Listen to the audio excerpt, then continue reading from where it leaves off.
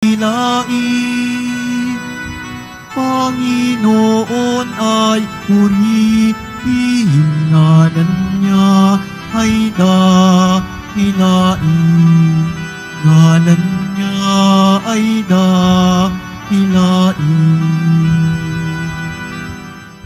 Sa ngala ng Ama at ng Anak at ng Espiritu Santo, Amen. sumainyo ang Panginoon. At sumayo rin. Mga kapatid, sa sandali ng katahimikan, ating isipin ang ating mga kasalanan at ihingi ng tawad ang mga ito upang tayo'y maging marapat gumanap sa banal na pagdiriwang.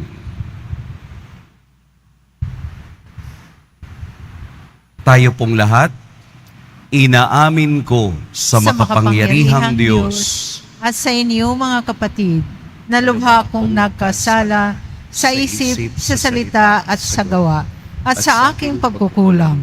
Kaya'y sinasamo ko sa mahal na Birheng Maria, sa lahat ng mga anghel at mga banal, at sa inyo mga kapatid, na ako'y ipanalangin sa Panginoong ating Diyos. Kaawaan tayo ng makapangyarihang Diyos, patawarin tayo sa ating mga kasalanan, at patnubayan tayo sa buhay na walang hanggan. Amen.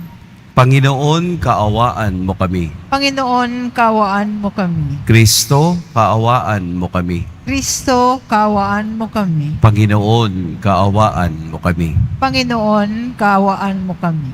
Manalangin tayo. Ama naming makapangyarihan, lagi mong lingapin at patnubayan kaming mga kabilang sa iyong angkan. Sa tanging pag-asa naming ikaw ang nagbibigay, kami tangkilikin mo at laging subaybayan. Sa pamamagitan ni Hesukristo, kasama ng Espiritu Santo, magpa sa walang hanggan. Amen. Magsiupo po ang lahat. Pagbasa mula sa unang aklat ng mga hari. Noong mga araw na iyon, nakarating sa pandinig ng reyna ng Seba ang mga balita tungkol kay Solomon. Kaya't nagsadya siya upang subukin ito sa pamamagitan ng malalim na katanungan. Dumating nga siya sa Jerusalem na may kasamang maraming abay at may dalang katakot-takot na kayamanan. Mga kamelyo na may kargang iba't ibang uri ng pabango, napakaraming ginto at batong hiyas. At nang makaharap na niya si Solomon, sinabi niya ang kanyang pakay. Sinagot naman ni Solomon ang lahat niyang tanong at wala isa mang hindi nito naipaliwanag. Humanga ang reyna sa karunungan ni Solomon at sa palasyong ipinagagawa nito. Napansin niya ang pagkain sa hapag ng hari, ang mga tirahan ng kanyang mga pinuno at ang kaayusan ng kanyang mga tauhan. Napansin din niya ang kanyang kasuutan, ang mga tagadulot niya ng inumin, ang handog na iniaalay niya sa templo. Hangang-hanga ang reyna sa kanyang nakita.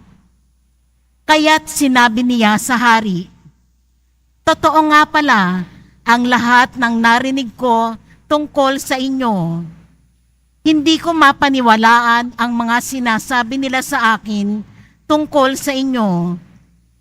Ngunit ngayong makita ko ang lahat, ay napatunayan kong wala pa pala sa kalahati ang ibinalita nila sa akin. Sapagkat ang inyong karunungan ay talagang higit, kaya iniulat nila sa akin. Mapalad din ang inyong mga asawa, mapalad ang inyong mga tauhan, sapagkat lagi nilang naririnig ang inyong karunungan. Purihin ang Panginoon, ang inyong Diyos na nagpala sa inyo at nagpaluklok sa trono ng Israel. Dahil sa walang katapusang pag-ibig ng Panginoon sa Israel, ginawa niya kayong hari upang mamahala dito at magpairal ng katarungan." At ang hari binigyan niya ng halos 5 toneladang ginto at napakaraming pabango at batong hiyas. Kailanmay hindi natumbasan sa dami ang pabangong iyon na bigay ng reyna ng Seba kay Haring Solomon. Ang salita ng Diyos. Salamat sa Diyos. Madiwa kapag nangusap ang mga matuwid at ganap. Madiwa kapag nangusap ang mga matuwid at ganap. Ang iyong sarili sa Diyos mo ilagak. Pag nagtiwala kay tutulungang ganap.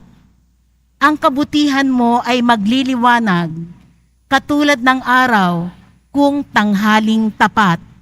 Madiwa kapag nangusap ang mga matuwid at ganap. Ang mga matuwid madiwang mangusap, at ang sinasabi nila'y pawang tumpak.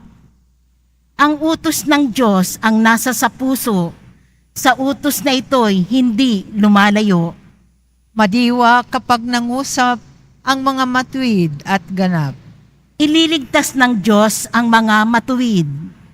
Iingatan sila pag naliligalig. Ililigtas sila at kanyang tutulungan. Laban sa masama, ipagsasanggalang. Sapagkat sa poon, nangungubling tunay.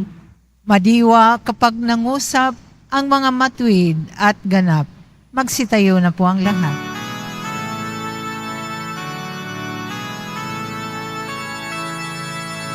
Hallelujah, Hallelujah,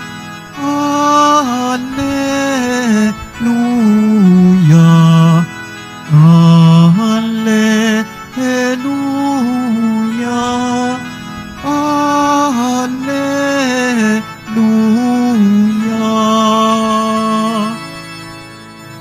Amang Diyos ni Jesucristo, ang salita mo'y totoo, kami ay pabanahalin mo. Hallelujah, Hallelujah, Hallelujah,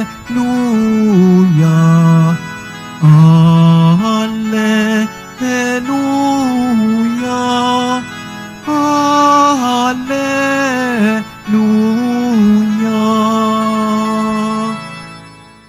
Sumainyo ang Panginoon. At sumayo rin. Ang mabuting balita ng Panginoon ayon kay San Marcos. Papuri sa iyo, Panginoon.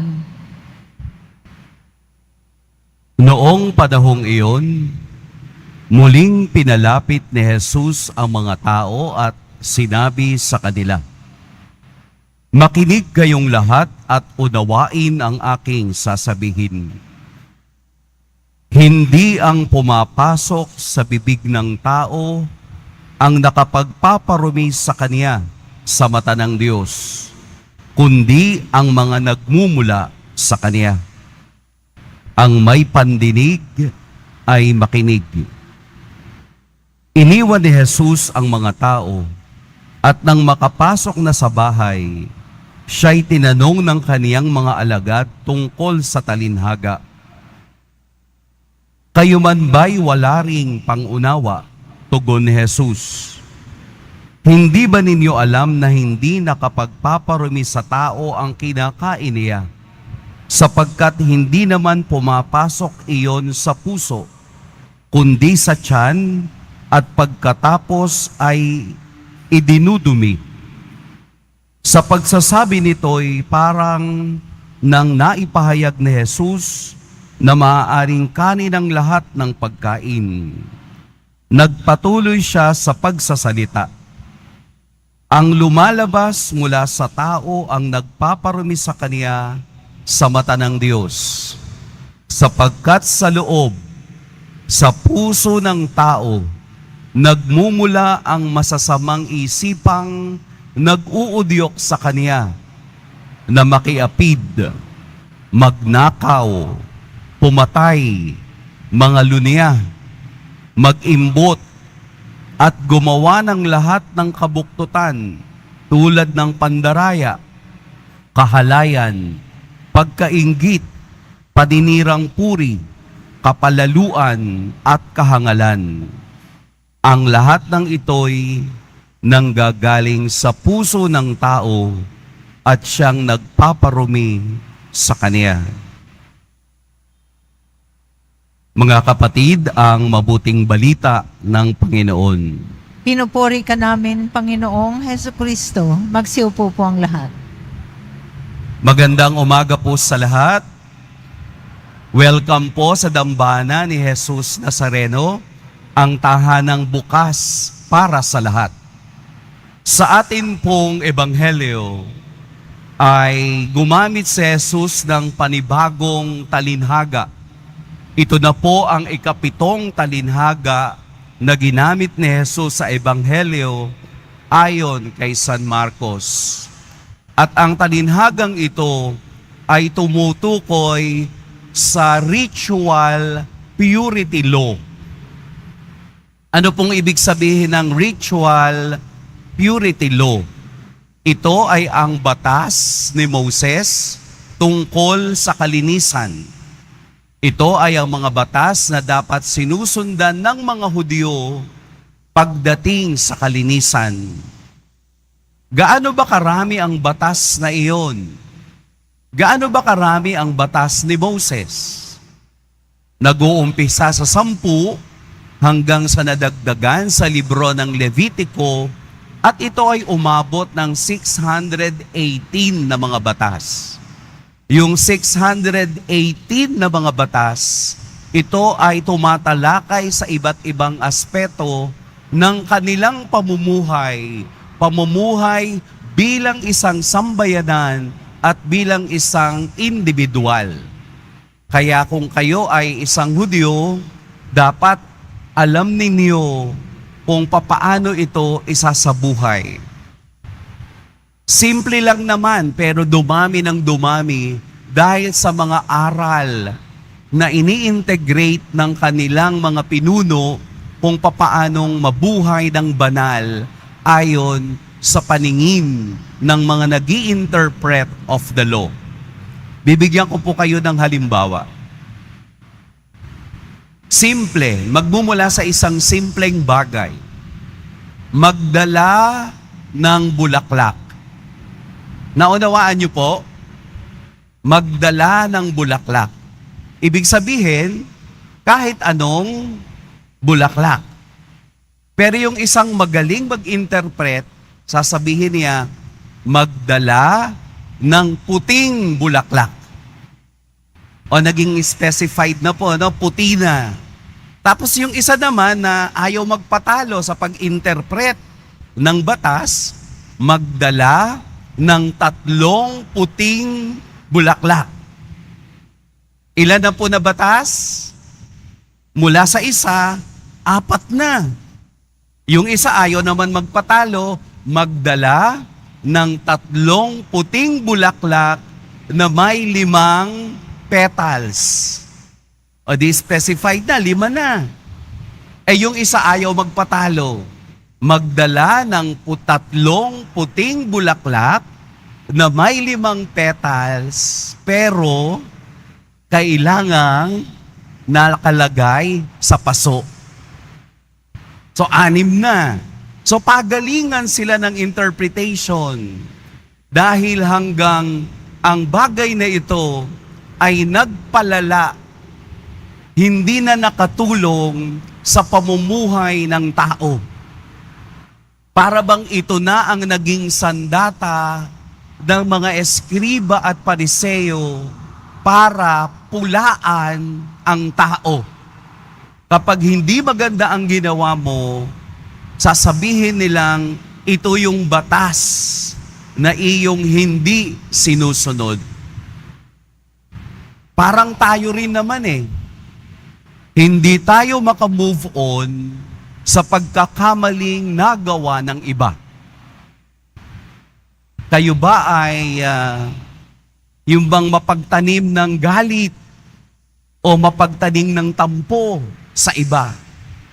Yun bang nangyari na 10 years ago, kapag nakita mo yung taong iyon, paulit-ulit mo pa rin ginagawa o sinasabi yung nangyari na ng 10 years ago. Hindi na. Inayos na ni Jesus. Hindi ang mga bagay na nasa labas ang pwedeng magdikta ng kalinisan ng tao. Hindi na yung nasa labas, hindi na yung bagay na kinakain mo, hindi na yung bagay na ipinapasok mo sa bibig. Tinapos na ni Jesus ang batas na ito, maliwanag.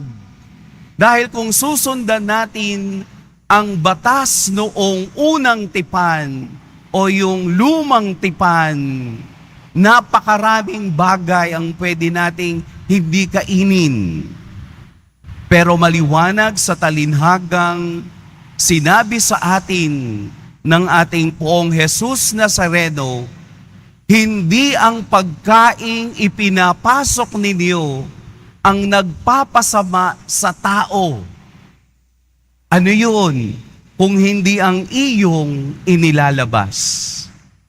Ibig sabihin po, hindi na external, kung hindi internal na, ang puso na ang magdidikta kung tumatama ka sa iyong pamumuhay. Kaya nga po nagbigay siya ng 13 mga kasalanan na nagpaparumi sa tao. Ano yun? Pakikiapid, magnanakaw, pumapatay, pangangalunya, pag-iimbot, kabuktutan, pandaraya, pagkainggit, paninirang puri, kapalaluan at kahangalan. Iyon ang mga bagay na nagpapadumi sa tao dahil iyon ay nanggagaling sa puso ng bawat isa.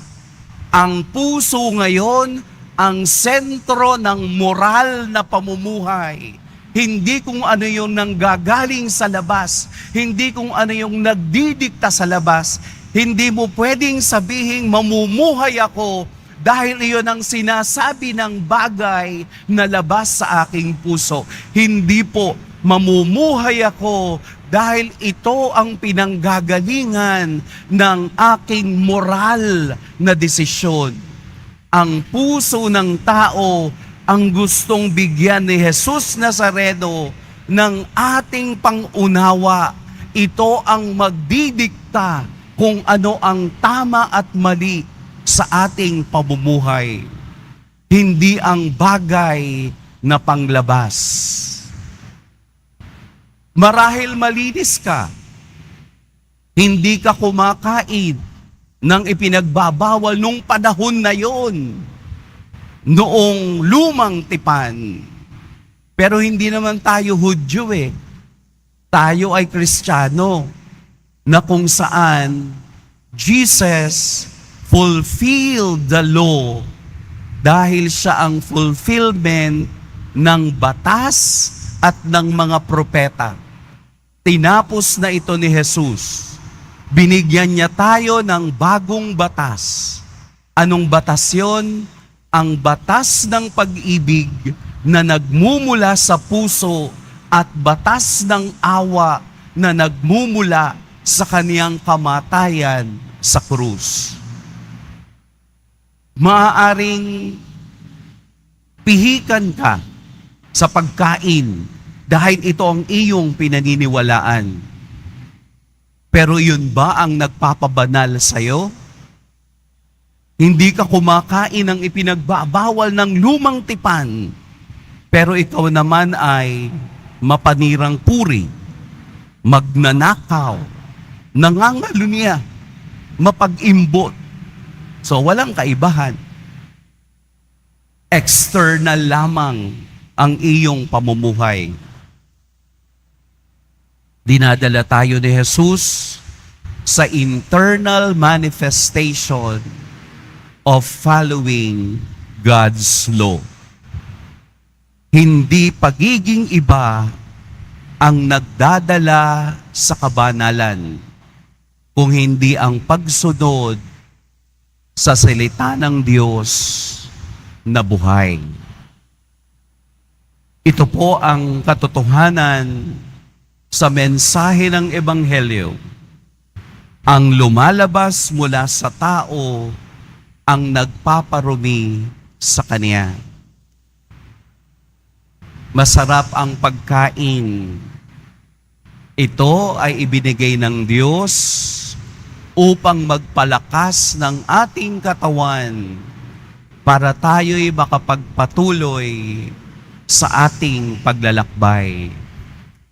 Hayaan natin na ang pagkain na ibinibigay ng Diyos sa banal na Eucharistia, ang kaniyang banal na katawan, ang siyang magdala sa atin kung ano ang kaniyang puso, ang laman ng kaniyang puso, ang maging laman ng ating puso.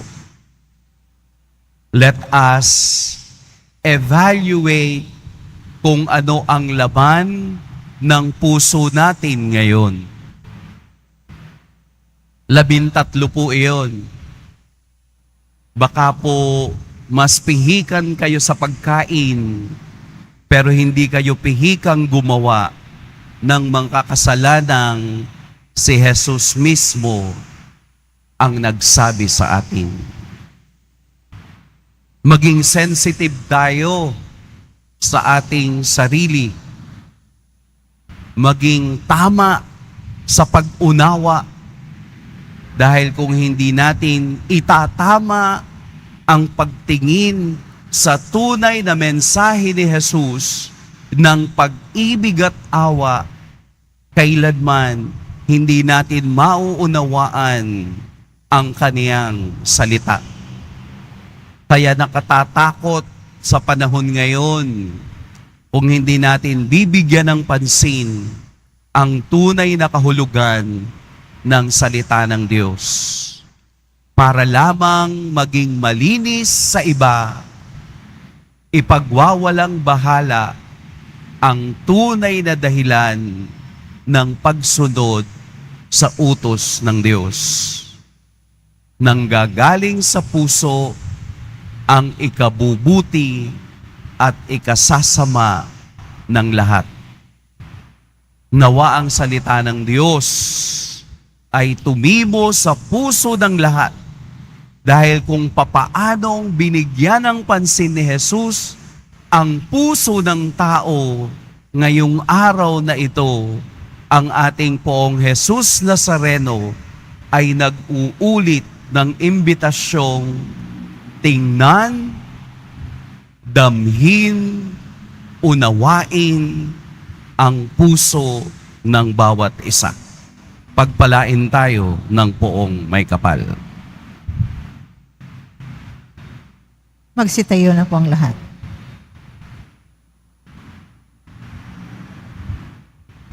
Minamahal kong mga kapatid, para sa mga Kristiyano, wala nang iba pang batas maliban sa batas ng pag-ibig.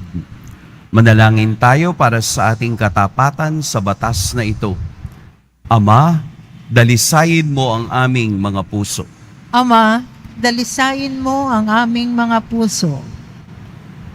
Ang ating simbahan naway laging mapanibago at dalisayin ng salita ng Ebanghelyo ni Kristo. Manalangin tayo. Ama, dalisayin mo ang aming mga puso. Tayong lahat naway magdulot ng pag-asa sa mga nangihina ang kalooban sa pamamagitan ng ating pagmamahal. Manalangin tayo. Ama, dalisayin mo ang aming mga puso. Ang ating mga puso naway mapuno ng tapat na pagnanais na mabuhay para sa bawat isa upang sumamba tayong lahat sa espiritu at katotohanan. Manalangin tayo. Ama, dalisayin mo ang aming mga puso. Ang mga may sakit at naghihingalo naway makatagpo ng kaginhawahan ng pag-ibig at habag ng Ama. Manalangin tayo. Ama, dalisayin mo ang aming mga puso. Isama natin sa pagtitipong ito ang lahat ng ating mga intensyon, ang intensyon para sa ating buong pamilya. Alalahanin din natin ang lahat ng mga may sakit, naway patuloy silang biyayaan ng Diyos ng kagalingan, gayon din ang lahat ng mga kaluluwa sa purgatorio. Manalangin tayo. Ama, dalisayin mo ang aming mga puso. Makalangit na Ama, gawin mong dalisay ang aming mga puso upang hindi kami mawalay sa aming mithiing, mahalin ka ng higit sa lahat. Hinihiling namin ito sa pamamagitan ni Kristong aming Panginoon. Amen. Magsiupo po ang lahat.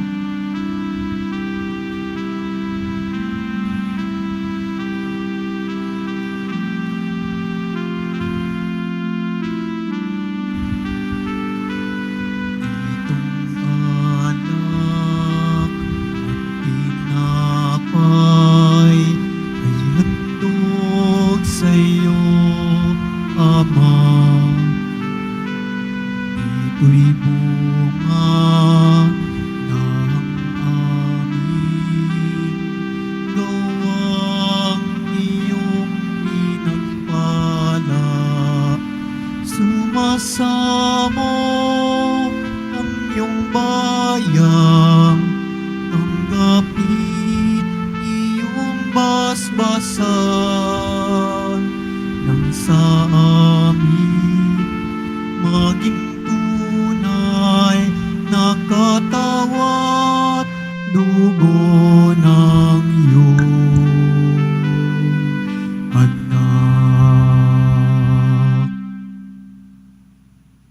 Magsitayo na po ang lahat. Manalangin kayo mga kapatid upang ang paghahain natin ay kalugdan ng Diyos amang makapangyarihan. Tanggapin nawa ng Panginoon itong paghahain sa iyong mga kamay, sa kapurihan niya at karangalan sa ating kapakinabangan at sa buong sambayanan niyang banal. Ama naming lumikha, ang pagkait inuming narito ay iyong ginawa upang mapalakas kaming mga mahihina. Ipagkaloob mong ito ay aming mapagsaluhan bilang pakikinabang sa buhay mong magpakailanman sa pamamagitan ni Hesukristo, kasama ng Espiritu Santo, magpa sa walang hanggan. Amen. Sumainyo ang Panginoon. At sumayo rin. Itaas sa Diyos ang inyong puso at diwa. Itinaas na namin sa Panginoon. Pasalamatan natin ang Panginoong ating Diyos. Marapat na siya'y pasalamatan. Ama naming makapangyarihan, tunay ngang marapat na ikaw ay aming pasalamatan. Pinagbibigyan mong ito'y aming maihayag, kahit na ito'y walang anumang maidaragdag, sa kadakilaang sa iyo ay likas. Sa pagpupuri nami ang nakikinabang, ay kami ring iyong pinakikiharapan sa pamamagitan ng iyong anak na minamahal.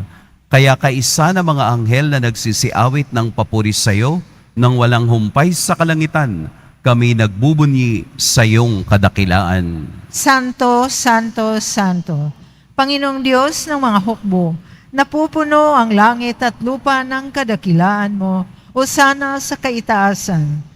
Pinagpalang na paririto sa ngalan ng Panginoon, Hosana sa kaitaasan. Magsiluhod po ang lahat.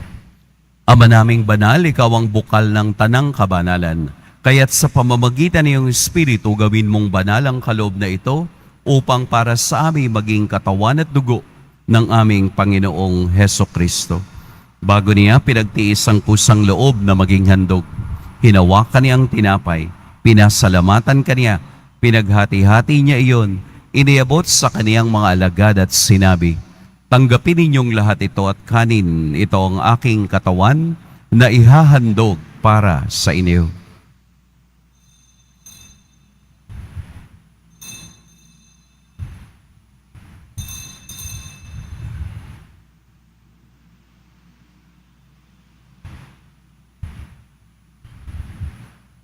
Gayun din naman noong matapos ang hapunan, hinawakan niya ang kalis, muli kaniyang pinasalamatan.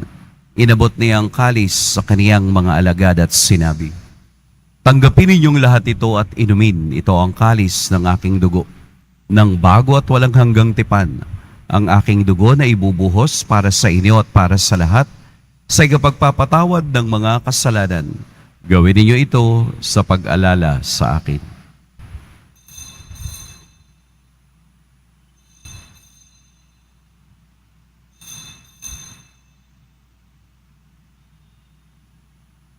Magsitayo na pong lahat. Ipagbunyi natin ang misteryo ng pananampalataya. Si Kristo'y namatay, si Kristo'y nabuhay, si Kristo'y babalik sa wakas ng panahon. Ama, ginagawa namin ngayon ang pag-alala sa pagkamatay at muling pagkabuhay ng iyong anak. Kaya't iniaalay namin sa iyo ang tinapay na nagbibigay buhay at ang kalis na nagkakaloob ng kaligtasan. Kami nagpapasalamat dahil kami iyong minarapat na tumayo sa harap mo para maglingkod sa iyo. Isinasamo namin kaming magsasalo-salo sa katawan at dugo ni Kristo ay mabuklod sa pagkakaisa sa pamamagitan ng Espiritu Santo. Ama, lingapin mo yung simbahang laganap sa buong daigdig. Puspusin mo kami sa pag-ibig kay San Francisco na aming Papa at ni Jose na aming Obispo at ng Tanang Kaparian. Alalahanin mo rin ang mga kapatid naming nahimlay nang may pag-asang sila'y muling mabubuhay, gayon din ang lahat ng mga pumanaw. Kaawaan mo sila at patuloyin sa iyong kaliwanagan. Kaawaan mo at pagindapating kaming lahat na makasalo sa iyong buhay na walang wakas. Kaysa ng mahal na Birheng Maria na ina ng Diyos, ng kabiyak ng puso niyang si San Jose, kaysa ng mga apostol ni San Juan Bautista, at ng lahat ng mga banal na namuhay dito sa daigdig ng kalugod-lugod sa iyo, maipagdiwang nawa namin ang pagpupuri sa ikararangal mo sa pamamagitan ng iyong anak na aming Panginoong Hesukristo.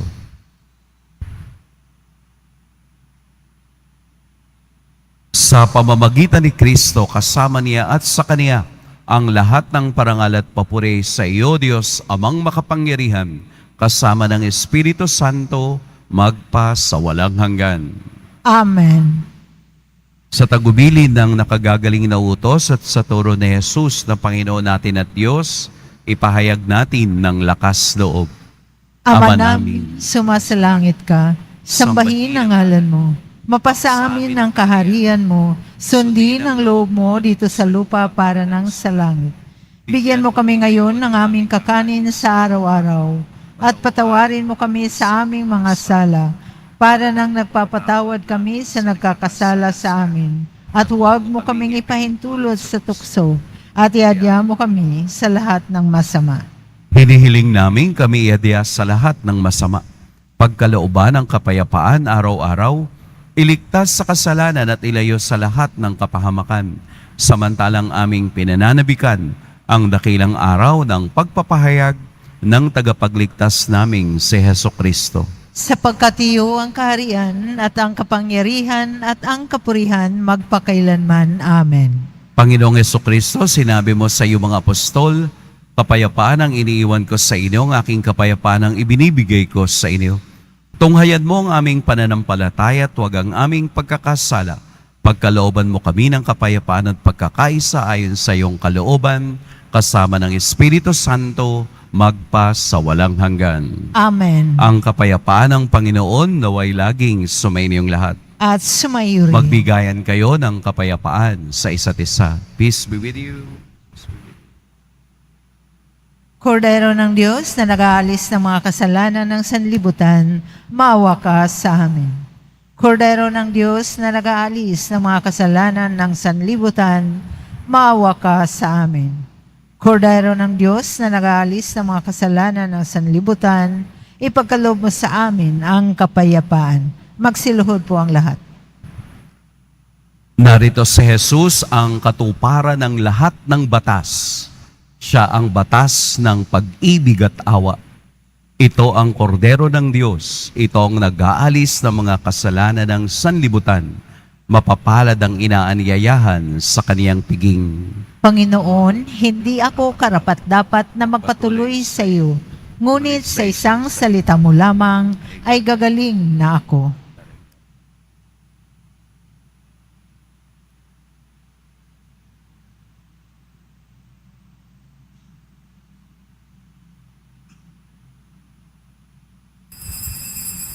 Para sa lahat ng tatanggap ng banal na komunyon, sasagot po tayo ng amen pagkasabi ng pariyo ng lay minister ng katawan ni Kristo at isubo agad sa bibig bago malis sa harapan ng pariyo ng lay minister. Sumunod po tayo. Maraming salamat po.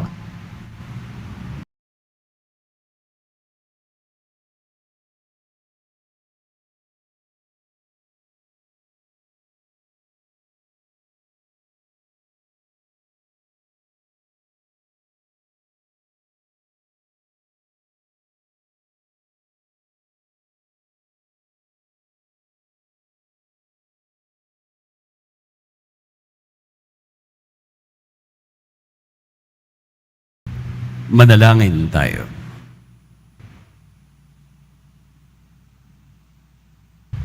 Ama naming mapagmahal, sa pagkait inuming pagkakaisang ibinigay, kami niloob mong makapakinabang. Kaisa ni Kristo, kami naway makapamuhay upang makapamunga ng may kagalakan para sa kapakanan ng aming kapwang tao sa sanlibutan. Sa pamamagitan niya, kasama ng Espiritu Santo, magpa sa walang hanggan. Amen. Sumainyo ang Panginoon. At sumayo rin. Yumuko kayo para sa pagbabasbas. Mahal na poong Jesus Nazareno, inihayag mo sa pamamagitan ng krus ang walang maliw na pag-ibig ng Diyos sa sangkatauhan. Pakinggan mo po ang kahilingan ng iyong angkan na nagsusumamo sa iyo. Makamtanawa nilang iyong katugudan at tanggapin ang kasagutan na may utang na loob na tinatanaw. Basbasan din po ninyo ang mga daladala nilang mga imahen at dasalan. Sa pamamagitan ng bendisyon na ito, naway maalala nila ang mga pangako nila noon sa binyag, na ikaw ang kanilang iibigin at paglilingkuran bilang Panginoon, magpa sa walang hanggan. Amen. At pagpalain kayo ng makapangyarihan at mapagmahal na Diyos, ang Ama, at Anak, at Espiritu Santo. Amen. Tapos na ang ating pagdiriwang, humayo kayong taglayang kapayapaan ng poong Jesus Nazareno. Salamat sa Diyos.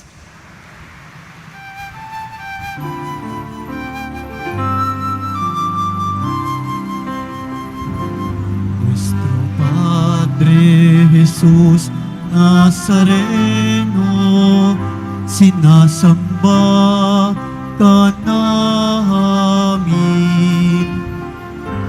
Pinipinto ka namin. Aral mo ang aming buhay at kaligtasan. Nuestro Padre Jesus Nazareno, iligtas mo kami sa kasalanan.